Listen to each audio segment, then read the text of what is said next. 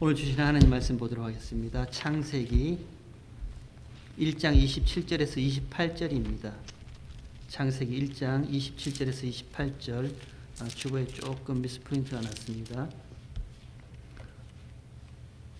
창세기 1장 27절, 28절, 우리 두 구절이니까 다 함께 한 목소리를 읽도록 하겠습니다. 하나님이 자기 형상 곧 하나님의 형상대로 사람을 창조하시되 남자와 여자를 창조하시고 하나님이 그들에게 복을 주시며 그들에게 이르시되 생육하고 번성하여 땅에 충만하라. 땅을 정복하라. 바다의 고기와 공중의 새와 땅에 움직이는 모든 생물을 다스리라 하시니라. 아멘. 오늘 말씀을 전해주신 제임스 정 전도사님은 미 육군에서 서빙 하시다가 미 육군을 제대하시고 UCI 그 대학을 졸업하시고 여기 근처에 있는 탈벗 신학교에서 MDB를 공부하셨고 그리고 저희 교회 EM 또 사역을 위해서 하나님이 보내주셨습니다. 다행인 것은 한국말 소통이 되어서 오늘은 제가 옆에서 번역을 하지 않아도 될 것 같습니다. 우리 제임스 정 전사님 나오셔서 말씀 전하실 때 세미한 하나님의 음성이 들려지는 은혜가 있으시길 바랍니다. 우리 전사님 환영하도록 하겠습니다.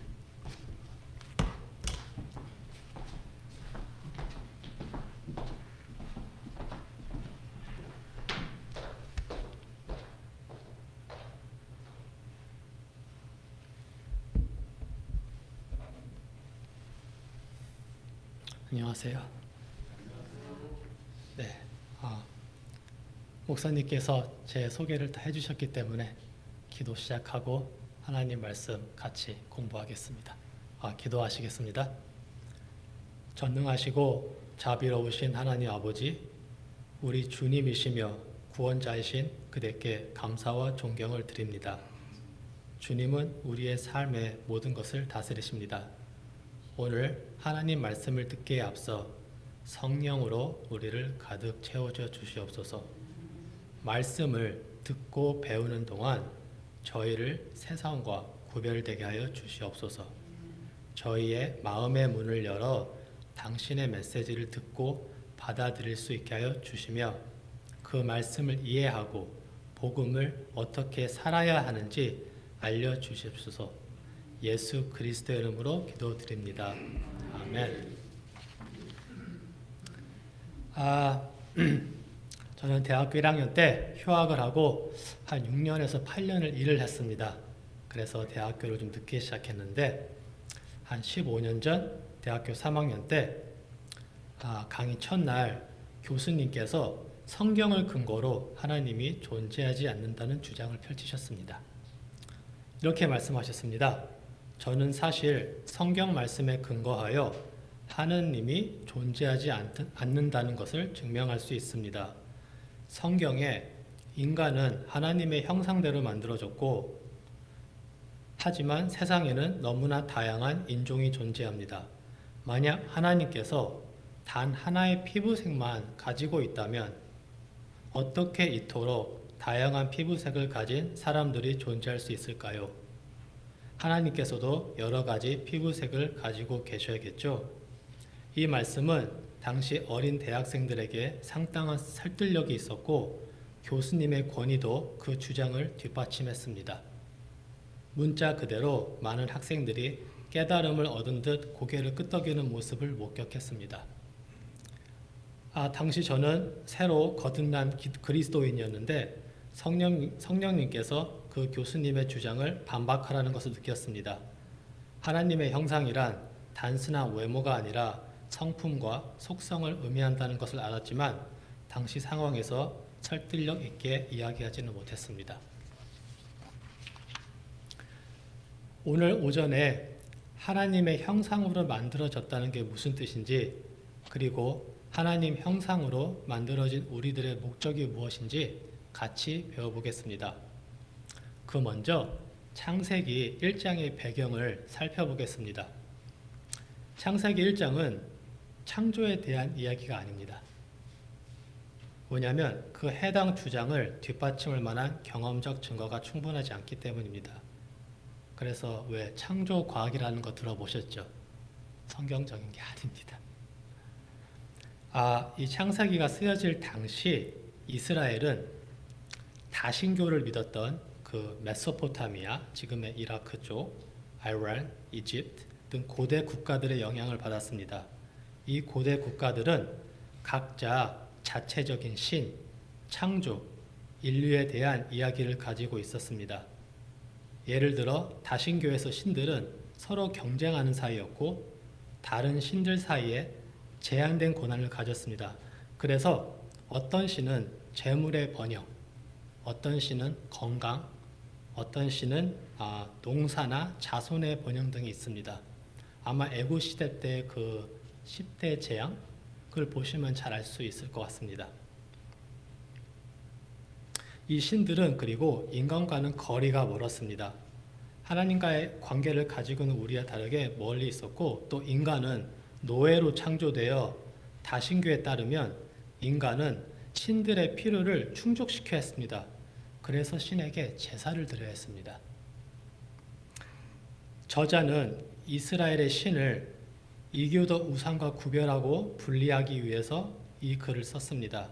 창세기 1장의 중심 주제는 유일신, 여호와를 유일한 창조자라 강조하고 하나님이 사람을 자신의 형상대로 창조하고 목적을 가지고 세상과 인간을 창조했다는 것을 보여주는 것입니다.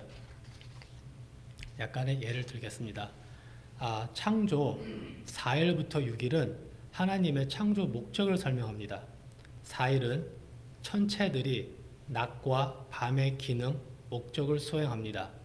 5일은 새와 물고기가 하늘과 물을 채워줍니다. 6일은 동물과 인간이 육지를 거하며 인간의 기능을 더욱더 강조합니다. 오늘 9절 27절과 28절을 통해서 하나님의 형상이 무엇인지 그리고 하나님의 형상을 가지고 창조된 우리의 기능과 목적인지 알아보겠습니다. 첫 번째 요점은 하나님의 형상대로 만들어졌다는 것은 무엇을 의미할까? 하나님의 형상은 인간의 물리적 외형이 아니라 비물리적, 내적인 속성을 말합니다. 하나님의 형상은 신학 철학적으로 더 깊은 의미를 가지고 있지만 오늘 메시지의 목적을 위해 간단히 하나님의 성품으로 정리하겠습니다. 하나님의 성품은 다음과 같습니다. 모든 믿는 자를 향한 사랑이 많은 아버지, 의롭고 공정하지만 은혜로우신 분, 동정심, 친절, 자비, 신실, 진실, 인내, 그리고 느리게 진노하시는 분. 하나님의 형상대로 만들어졌다는 것은 하나님 형상을 닮아가도록 창조되었다는 것입니다. 우리는 하나님의 외모를 물려받은 것이 아니라 그분의 성품을 물려받았습니다. 즉 인간은 이성, 언어, 사랑과 책임을 바탕으로 인격적인 관계를 맺을 수 있는 능력을 가지고 있습니다. 우리 모두 하나님의 형상으로 창조되었고 끊임없이 그 형상에 더욱 가까워질 수 있는 능력을 지니고 있습니다. 우리는 하나님의 성품을 반영할 수 있는 잠재력을 가지고 창조되었습니다. 또한 하나님은 우리에게 책임을 주시고 창조주를 반영하는 능력을 부여하셨습니다. 하나님은 우리를 볼 때 자신의 반영된 모습으로 보십니다. 그래서 그는 우리에게 그분과 그분이 창조한 모든 것을 돌보고 관리하고 하는 선한 청지기 역할을 맡기셨습니다. 죄가 들어오기 전 하나님은 에덴 동산을 만들고 아담과 이브에게 그것을 돌볼 책임을 주셨습니다. 다른 말로 하면 하나님 형상으로 지어졌다는 것은 우리는 하나님의 반영이며 그의 형상을 지닌 청지기로서의 의무와 책임감을 가지고 있다는 것입니다. 그렇다면 하나님 형상을 지닌 자의 목적과 책임은 무엇일까요? 인간의 첫 번째 목적은 생육하고 번성하는 것입니다. 이는 자식을 낳고 가족을 구성함으로써 인구를 늘리는 것을 의미합니다. 하지만 세상과 다르게 그리스도인들은 하나님의 형상으로 반영하는 자녀를 낳고 양육해야 합니다. 즉 하나님의 성품을 가진 자녀를 키워야 합니다. 우리에게는 이 땅을 하나님의 형상으로 채우는 의무와 책임이 있으며 우리 자녀들을 우리가 아닌 하나님이 기뻐하시는 자녀로 키워야 된다. 자녀는 소유물이 아닙니다. 하나님께서 성인이 될 때까지 맡겨주셨고 우리는 선한 청지기로서 그 자녀들을 하나님의 성품에 맞게 하나님 보시기 기쁘게 키우는 의무와 책임감이 있습니다. 앞서 살펴본 대로 하나님의 형상대로 만들어졌다는 것은 인간이 하나님을 반영한다는 것을 의미합니다. 그리고 자녀는 부모의 성품과 속성을 반영합니다. 따라서 우리가 하나님과 같은 자녀를 키우기 위해서는 부모 스스로 먼저 하나님의 형상에 가까워져야 합니다. 자녀는 부모의 보호 아래 있을 때까지 부모의 형상을 닮아갑니다. 그 후 가정을 떠나 독립하는 순간부터 스스로 성화하는 법, 하나님 형상을 닮아가는 것을 배워야 합니다. 저는 18살에 출가를 하였는데 경제적으로 많이 힘들었습니다. 돈도 많이 모으지 못했습니다. 다른 형제들에 비해서. 그런데 저희 부모님들은 예수님을 믿고 따르는 분들이 아니어서 제가 스스로 성화하기에 너무나 도움이 됐습니다. 또 마찬가지로 아내는 남편의 성품을 반영합니다. 항상 목회자 청빙할 때 이렇게 사모님 사진 인터뷰를 원하는 교회들이 있더라고요.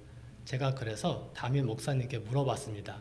왜 사모님 사진과 인터뷰가 필요한지. 그때 목사님들이 이렇게 말씀하셨습니다. 남자는 이발 잘하고 정장 좋은 거 걸쳐놓으면 다 그럴듯하다고. 저도 어제 이발을 했고 정장을 새로 입었습니다.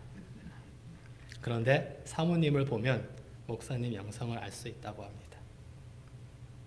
참 재미난 것은 남편이 아내보다 아내가 남편을 닮아간다는 것입니다.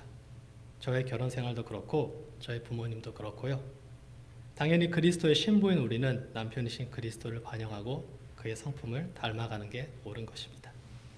그리고 성도들은 목회자의 성품을 반영합니다. 그렇기 때문에 하나님을 경외하는 목회자를 갖는 것이 중요합니다. 목회자의 영성은 성도들에게 나누어지며 따라서 성도들은 목회자 영성을 닮을 수밖에 없습니다. 왜냐하면 저도 사회생활을 오래 해봤지만 사회생활 하면서 하나님 말씀을 붙잡는 건 많이 힘듭니다. 목사님들이 그나마 더 성경을 봐야 되고 더 기도를 많이 하는 건 당연한 겁니다. 저희들의 직업이기 때문에. 그래서 성도가 목회자 영성을 넘어갈 수는 없습니다. 넘어가게 되면 문제가 있는 교회입니다. 그래서 목회자 영성은 성도들에게 나누어지며 성도들은 목회자 영성을 닮을 수밖에 없습니다. 예를 들어서 저와 아내가 이 교회를 처음 방문했을 때 저희 아내가 학생들의 성품이 너무 순하고 곱다고 말했습니다. 그래서 제가 혹시 알빈 목사님을 닮지 않았냐 했더니 웃으면서 아내가 놀라면서 똑같다고 답변했습니다. 왜냐하면 저희가 알빈 목사님을 한 10년 알고 있었거든요. 저는 아내에게 성도들이 목사를 닮는 것은 매우 정상적이고 자연스러운 일이라고 했습니다. 생육하고 번성하라는 두 번째 의미는 인간 생명, 존중과 서로 아끼는 마음입니다. 생육하고 번성한다는 것은 단순히 인구를 늘리는 것을 의미하지 않습니다. 그것은 인간 생명을 소중히 여기고 존중하는 것을 포함합니다. 우리는 하나님의 형상대로 만들어졌으며 모든 개인은 인격과 존엄성을 지니고 있습니다. 따라서 우리는 모든 인간을 소중히 여기고 존경심을 갖고 대하며 자신이 대접받고 싶어하는 대로 다른 사람을 대우해야 합니다. 인류의 목적은 이 땅을 채우고 하나님의 형상인 사랑, 용서, 은혜, 자비, 거룩함, 의로움으로 생육하고 번성하며 서로 아끼는 것입니다. 하지만 우리는 인간 생명이 가볍게 여겨지는 세상에 살고 있습니다. 전쟁, 낙태, 학살, 살인이 있습니다. 전쟁에 가보셨습니까? 저는 20년 전 오늘 전쟁터에서 돌아왔습니다. 2004년에 돌아왔는데 보병으로 있었습니다. 사람이 이렇게 추악하구나. 내 자신이 너무나 싫어지더라고요. 무신론자로 들어가서 무신론자로 나왔는데 내 안에 있는 원죄를 보게 되었어요. 사람이 이런 상황에 치우쳐지면은 사람이 다를 게 없구나. 제가 질문을 하나 하겠습니다. 히틀러가 죽기 한 달 전에 회심하고 예수님을 따르는 삶을 살면 천국에 갈 수 있습니까? Yes or no? 노라고 말하는 사람들이 많아요. 내가 더 의롭다라는 거예요. 근데 그와 똑같은 삶을 내가 살았고 그와 똑같은 환경에 처했고 그와 똑같은 DNA를 갖고 있었다면 내가 그와 뭐가 다르냐는 것입니까? 더 좋은 환경에 있었고 더 선한 환경이 있었기 때문에 그런 짓을 하지 않은 것뿐이지, 내가 가난한 집에 태어나서 내가 부모한테 학대받고 부모가 범죄자고 그런 삶을 살았다면 나도 다를 게 없다는 것뿐이죠.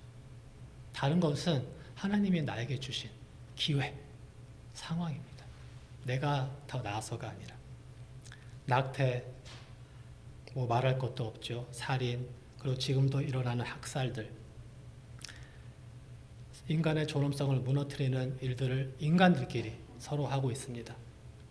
하지만 몇몇 사람들은 나는 그 누구도 죽이지 않았어 라고 생각할 수 있습니다.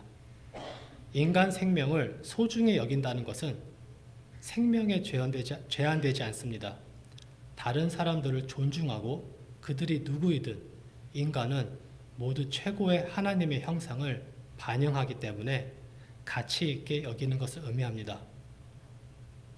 우리는 다른 사람이 나이가 더 어리거나 사회 경제적 지위가 낮거나 의견이 다르다고 해서 경멸해서는 안 됩니다. 어떤 사람들은 자기보다 높은 사람과 낮은 사람을 대하는 기준과 행동이 너무나 다릅니다.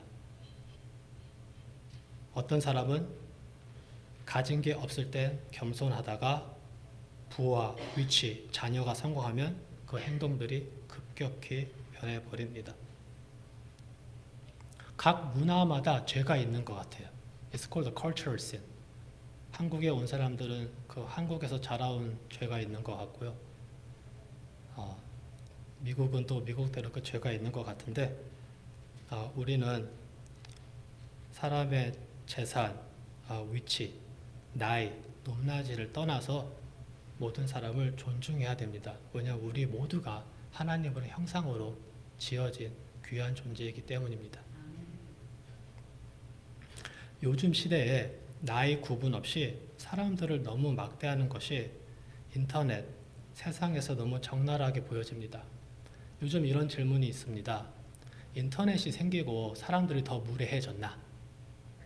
인터넷이 생기고 사람들이 책망 받는 걸 더 힘들어하나? 그게 아니라 인터넷이라는 플랫폼이 생겼기 때문에 컴퓨터 뒤에 숨어서 우리의 숨은 원죄들을 표현할 수 있다는 거죠. 조금만, 아주 조금만 내 의견과 엇갈려도 이 공격하는 모습 보이시죠? 어른, 아이 할 거 없이 그게 우리의 모습입니다. 그래서 예수 그리스도를 더욱더 붙잡아야 되고 그 의로 우리는 덮여줘야 됩니다. 우리는 다른 사람을 저주하거나 비난하면 안 됩니다. 이렇게 앉아가지고 다른 사람 이렇게 입도마에 올려도 안 됩니다. 뒷담화 해도 안 되고요. 정말 한 사람이 힘들어하면 같이 힘들어해줘야 되고, 좋은 일이 있으면 또 좋아해줘야 합니다. 그들의 나이, 지위, 인종, 성별, 다른 관점, 그리고 제일 중요한 내가 처해진 상황에 관계없이 존중해야 합니다. 왜냐하면 우리는 다 하나님의 형상으로 지어진 자들이기 때문입니다. 저는 예수님을 27살에 따르기로 했습니다. 그래서 교회 생활을 어렸을 때부터 하지 않았던 게 아마 장점이자 단점인 것 같습니다. 어렸을 때 흔히 신앙심이 좋다라는 이렇게 아이들을 많이 봤습니다. 근데 그들이 공부를 열심히 해서 의사가 되고 변호사가 되고 어느 정도 위치가 올라갔을 때 그 친구들의 행동이 변한 걸 보였습니다. 그때 제가 배운 건 뭐였냐면 이 돈이라는 게 사람을 변하게 하는 것이 아니라 그냥 내 자신의 모습을 드러내는 그런 도구로 쓰이더라고요. 그래서 많이 속상했습니다.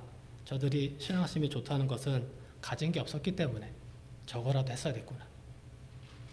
저희는 그런 우리 현실에 취하지 않게, 상황에 치우치지 않게 다른 사람들한테 항상 존중할 수 있으면 좋겠습니다.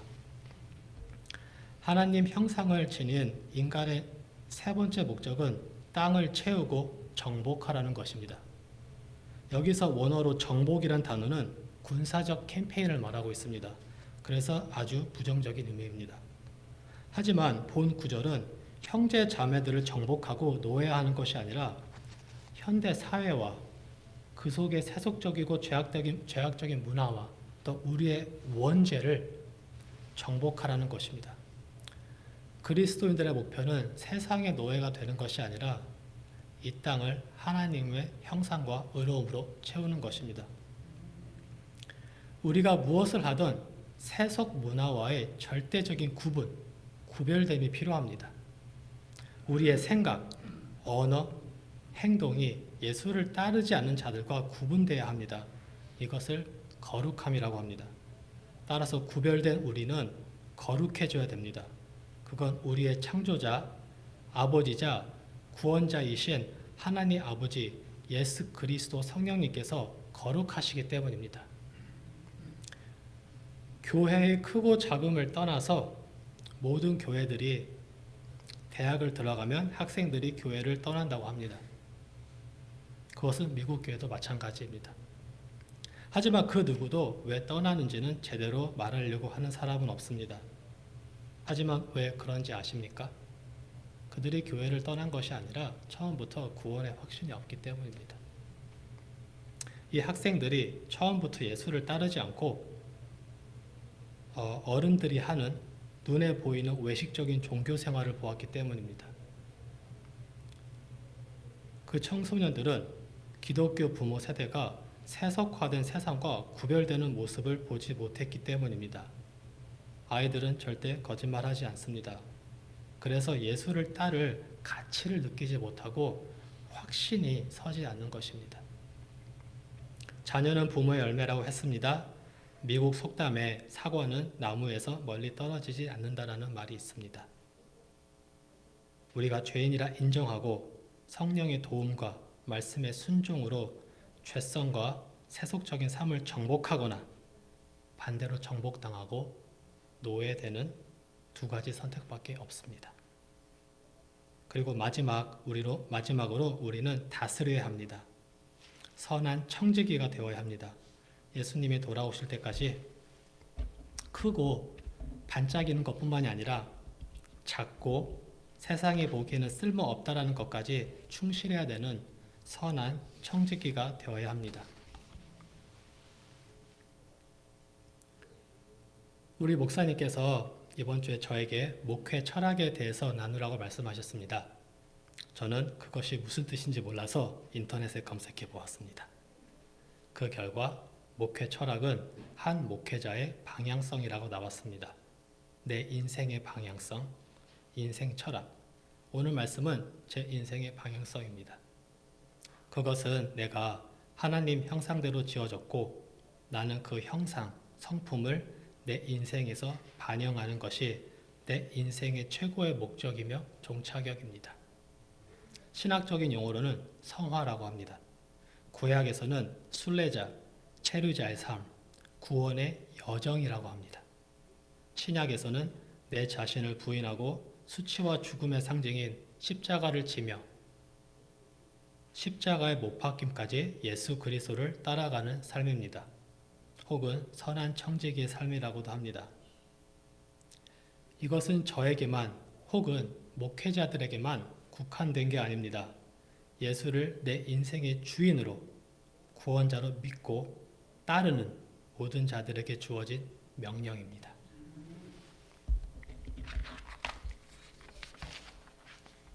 교회를 처음 왔을 때 눈에 띄는 게 있었습니다. 그게 우리 교회의 표어였습니다. 우리 교회의 표어가 뭐죠? 교회의 표어가 뭐죠? 그건 표어가 아니고요. 그건 이번이 아니고 교회의 표어는 고난 넘어 영광을 보는 교회입니다.